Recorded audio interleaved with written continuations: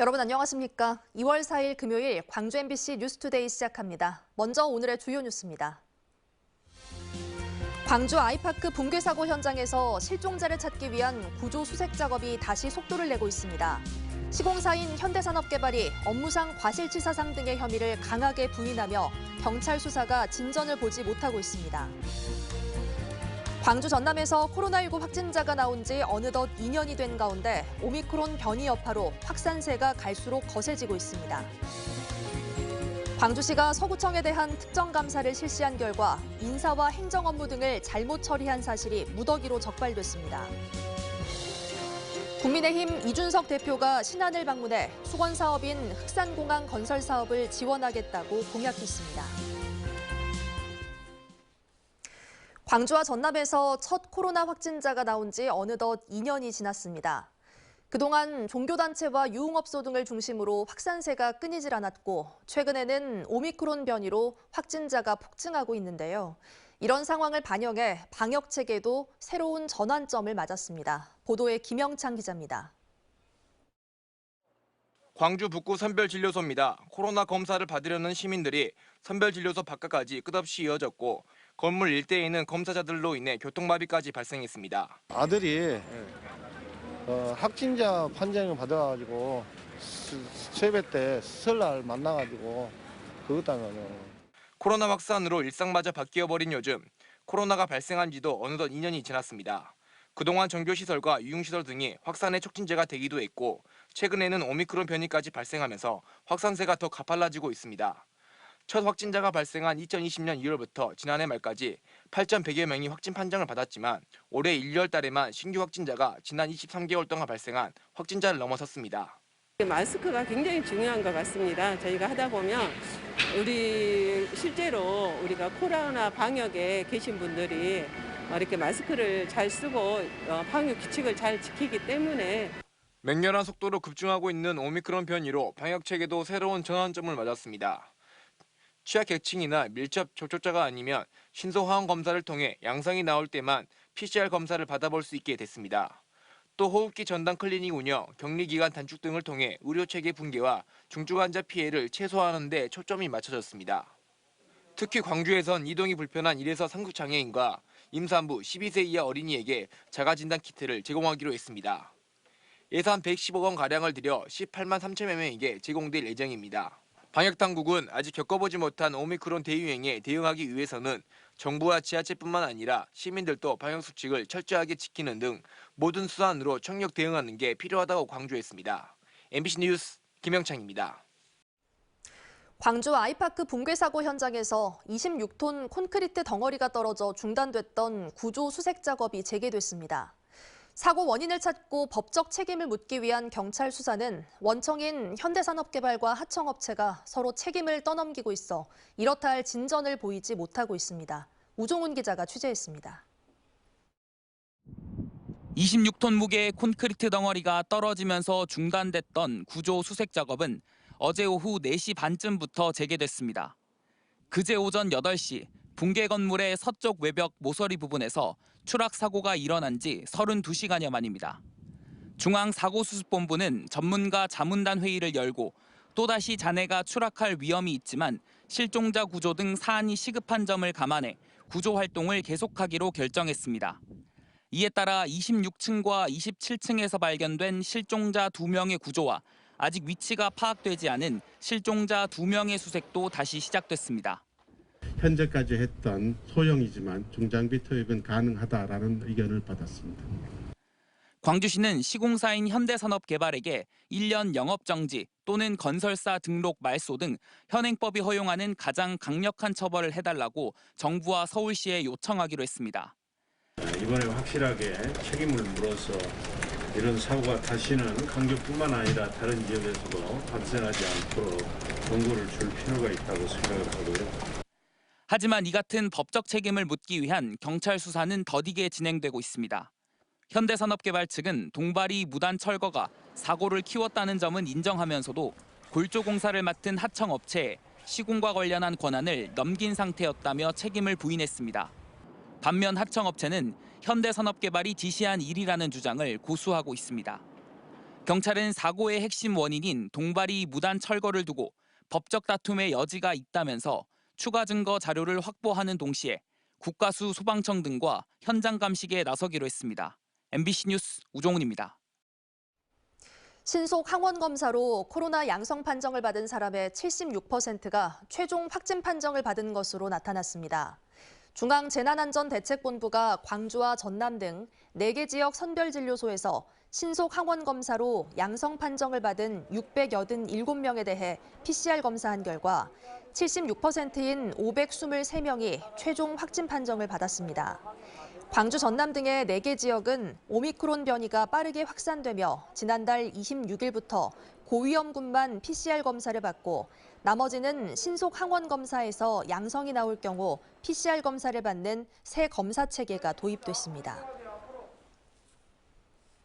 34명의 사상자를 낸 광주 클럽 붕괴 사고 업주들이 1심 재판에서 징역형이나 벌금형을 선고받았습니다. 광주지법 형사 3단독 판사는 업무상 과실치사상과 건축법 위반 등의 혐의로 기소된 6명에게 최고 징역 2년에서 최소 1년의 징역형과 최대 700만 원의 벌금형을 각각 선고했습니다. 이들은 지난 2019년 7월 광주 서구 치평동의 한 클럽을 불법 증축하고 안전요원도 배치하지 않아 2명이 숨지고 32명을 다치게 한 혐의로 재판에 넘겨졌습니다. 설 연휴에 80대 여성을 차로 치고 달아나 사망에 이르게 한 공무원이 경찰에 붙잡혔습니다. 장성경찰서는 지난 2일 새벽 6시 40분쯤 장성군 황룡면의 한 도로에서 80대 A씨를 차로 친 뒤 구호 조치 없이 현장을 떠난 혐의로 장성군청 공무직 공무원 27살 B씨를 붙잡아 조사 중입니다. 경찰 조사에서 B씨는 도로가 어두워 A씨를 발견하지 못했다고 진술한 것으로 알려졌습니다. 광주시가 서구에 대해 특정 감사를 실시해 위법사항 60여 건을 적발했습니다. 광주시는 지난해 8월부터 2달간 서구에 대한 특정 감사를 실시하고 시정 13건과 주의 37건 등 위법사항 64건을 적발했다고 밝혔습니다. 서구는 불법으로 주정차 위반 과태료를 부과한 사실이 드러난 일부 공무원에 대한 징계 처분을 구 인사위에서 임의로 처리하고 연가 보상비를 부당하게 집행하기도 한 것으로 드러났습니다.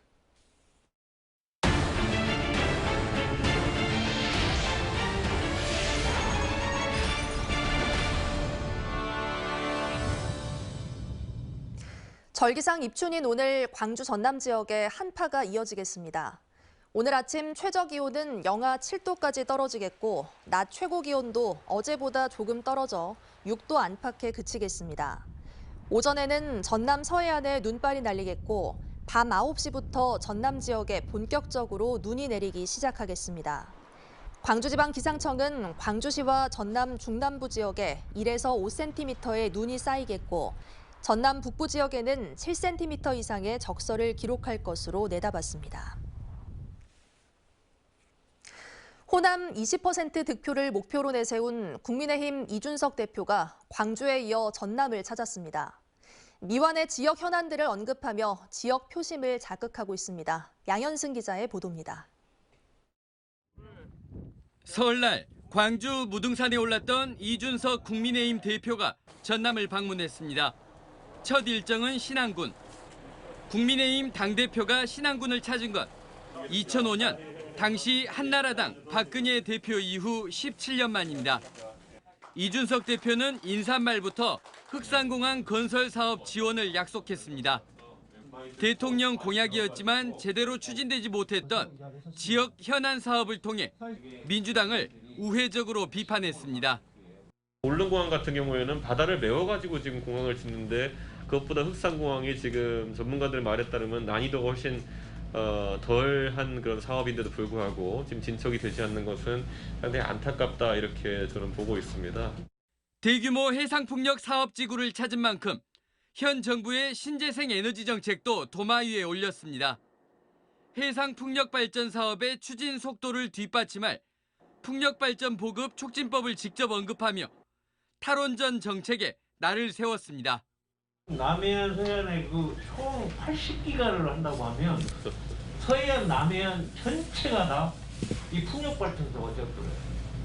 이준석 대표는 꾸준히 윤석열 국민의힘 대선 후보의 호남권 득표율 20% 돌파를 언급하고 있습니다. 신안군을 시작으로 진도군, 완도군, 장흥군, 고흥군까지 1박 2일 섬 주민 간담회를 열며 표심에 호소하고 있습니다. 도서 지역 주민들이 뭐 이건 영호남 가리지 않고 항상 소외받는다는 그런 인상이 있는데 저희는 앞으로 호남 지역에서는 저희가 뭐 도시 지역과 농촌 그리고 뭐 이런 도서 지역 가리지 않고 저희가 민심을 청취하고 국민의힘의 계속되는 서진 정책 속에 대선까지 남은 한 달여 동안 전남의 표심이 어떤 흐름을 보일지 관심이 쏠리고 있습니다. MBC 뉴스 양혜승입니다. 올해는 대통령 선거와 지방선거가 치러지는 선거의 해입니다. 순서가 바뀌면서 이번 지방선거는 역대 어느 때보다 깜깜이 선거가 될 수밖에 없는 상황인데요. 유권자들의 선택도 그만큼 어려워져 지방자치의 퇴행 우려도 커지고 있습니다. 한신구 기자가 보도합니다.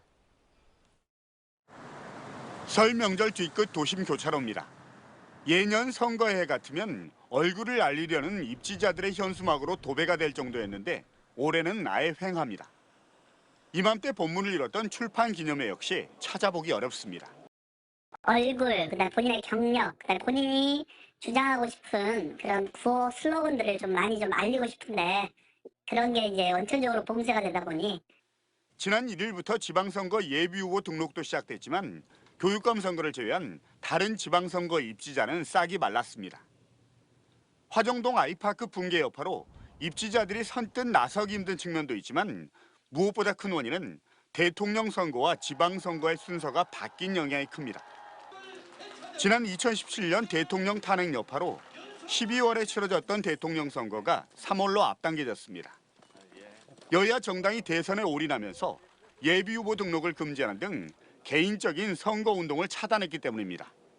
안 따르면 이건 거의 출마하지 말라는 뭐 그런 정도의 압박을 받고 있으니까요. 회장행위라든지 그런 낙인 지켜버리는.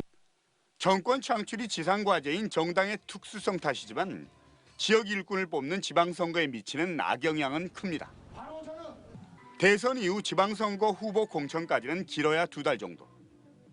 입지자들이 제대로 얼굴을 알릴 시간이 많지 않고 그나마 인지도가 낮은 정치 신인들은 더합니다.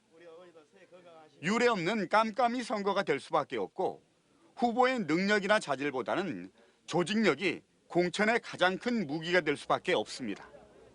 정치인들은 조직을 갖고 있는데 거기에 비해서 저희 시민들이 뭘 하겠습니까? 유권자들 역시 후보의 면면을 제대로 살피지도 못한 채 여론조사나 투표를 할 수밖에 없는 상황입니다. 대선에 묻혀서 사실상 지방선거운동 과정 자체가 아주 제한적으로 치러지기 때문에 그런 문제들은 필연적으로 지방자치의 문제, 그 부담, 비용이 전가된다라는 거죠.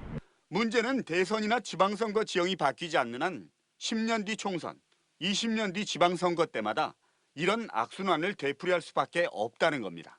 MBC 뉴스 한신구입니다. 여순 사건 당시 무고하게 희생된 민간인들이 재심을 통해 억울한 누명을 벗고 있습니다.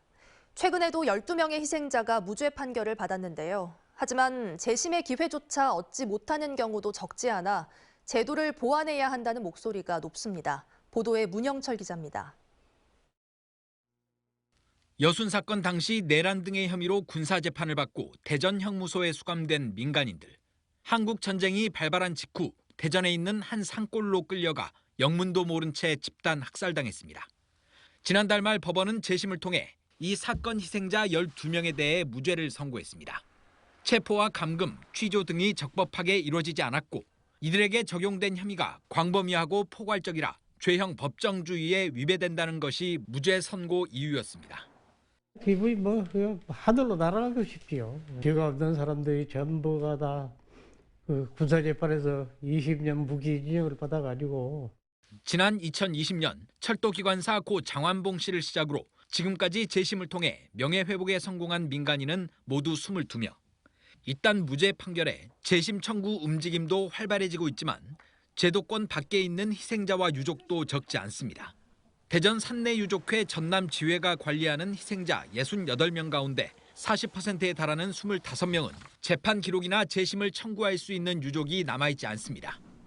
대전 형무소뿐만 아니라 지역에서 희생된 수많은 민간인도 같은 이유로 무죄를 선고받을 기회조차 얻지 못하고 있습니다.